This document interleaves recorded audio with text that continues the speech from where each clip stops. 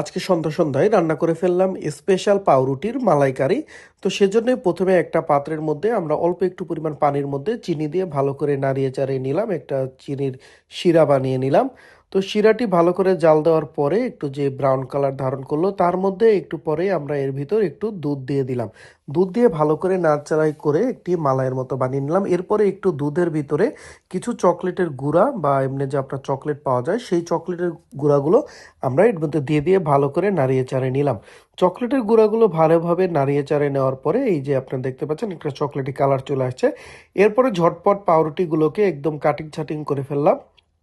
পাউরুটিগুলোর সাইডে যে শক্ত অংশগুলো থাকে এগুলো সুন্দরভাবে কেটে নিলাম। কেটে এই অংশগুলোকে ঝুরঝুরা করে বাদ দিয়ে ফেললাম।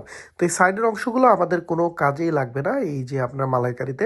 আমরা শুধু ভিতরের যে ফ্রেশ নরম অংশটুকু আছে শুধুমাত্র সেইটুকুই নেব। তো এই স্পেশাল মালাইকারিটুকু আপনারা সহজেই বাসায় বসে আপনারা বানাতে পারবেন এবং এটি সুন্দর একটি বিকালে বা সন্ধ্যার নাস্তা হিসেবে আপনাদের বাসায় রাখতে পারেন। তো কাটিং সাটিং শেষ হওয়ার পরে আমরা একটি পাত্রের মধ্যে রুটিগুলোর মধ্যে এই যে চকলেটের যে আমরা আপনার আবরণটি বানিয়েছিলাম, তো সেটি ভালো করে রুটির মধ্যে মাখিয়ে নিলাম। একটা রুটির মধ্যে আমরা আস্তে আস্তে করে এক সাইড করে ভালোভাবে এভাবে মাখিয়ে নিলাম। আপনারাও সুন্দর করে মাখিয়ে নেবেন। তো চকলেটটা আপনাদের পরিমাণ আপনাদের স্বাদের উপর নির্ভর করে। ভালোভাবে মাখিয়ে নেওয়ার পরে আমরা যে ওই চিনির গুঁড়া এবং দুধ দিয়ে যে যে আপনার মালাইটা বানিয়েছিলাম সেটি আমরা উপরে দিয়ে ভালোভাবে ঢেলে দিলাম।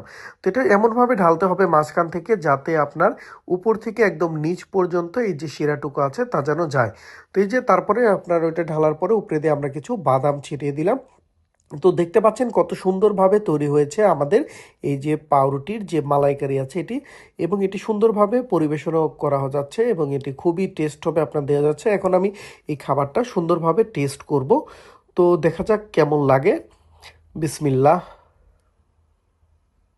হুম, একদম অনেক স্বাদ হয়েছে জিনিসটা।